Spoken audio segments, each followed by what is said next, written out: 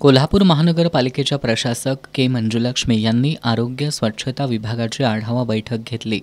या बैठकीला अतिरिक्त आयुक्त रविकांत अडसूळ, उपायुक्त परितोष कंकाळ, सहाय्यक आयुक्त कृष्णा पाटील, शहर अभियंता रमेश मस्कर यांच्यासह सर्व आरोग्य निरीक्षक उपस्थित होते। बैठकीत प्रत्येक निरीक्षकांकडून त्यांच्या प्रभागातील स्वच्छतेची माहिती घेण्यात आली। पुईखडी इथल्या 5 टन क्षमतेच्या कचरा प्रक्रिया संकुलाबाबत क्षमता वाढवण्यासाठी अतिरिक्त जागा आणि उपकरणं तातडीनं उपलब्ध करण्याचे निर्देश प्रशासकांनी दिले। प्रशासकांनी शहरातील स्वच्छतेबाबत नागरिकांच्या तक्रारी वाढत असल्यानं कामात सुधारणा करा, अन्यथा कडक कारवाई होईल असा इशारा दिला। चांगलं काम करणाऱ्यांचा सन्मान तर दुर्लक्ष करणाऱ्यांवर कारवाई हा स्पष्ट संदेश त्यांनी आजच्या बैठकीत दिला। आरोग्य विभागातील सक्षम कर्मचाऱ्यांना आरोग्य निरीक्षक पदाच्या संधी देण्याबाबतही त्यांनी संकेत दिलेत।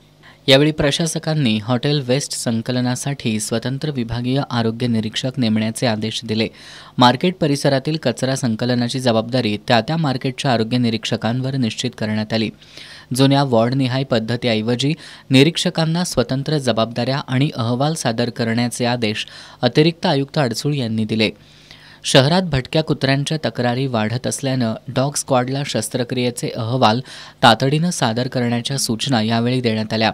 उघड्यावर कचरा टाकणाऱ्यांना कठोर दंडात्मक कारवाई, संबंधित ठिकाणी फोटोचं प्रदर्शन आणि वाहनातून कचरा टाकणाऱ्यांची छायाचित्र आरटीओंकडे पाठवून कारवाई करण्याचे निर्देशही यावेळी देण्यात आले। आरोग्य विभागाला नवीन वाहनं मिळणार असून कचरा उठावाचं काटेकोर नियोजन करण्याचे आदेश देण्यात आले।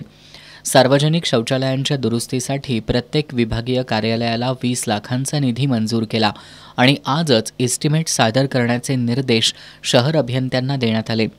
उद्यानांसाठी स्वतंत्र माळी नियुक्त करण्याचे तसेच रंकाळा परिसरातील वाढत्या गर्दीच्या पार्श्वभूमीवर अधिक स्वच्छता कर्मचारी आणि स्वतंत्र आरोग्य निरीक्षक देण्याचे आदेश देण्यात आले। स्मशानभूमीसाठी लागणाऱ्या साहित्याची तातडीनं खरेदी, स्टोरेज आणि इतर सुविधा तात्काळ सुधारण्याचे निर्देशही प्रशासकांनी दिलेत।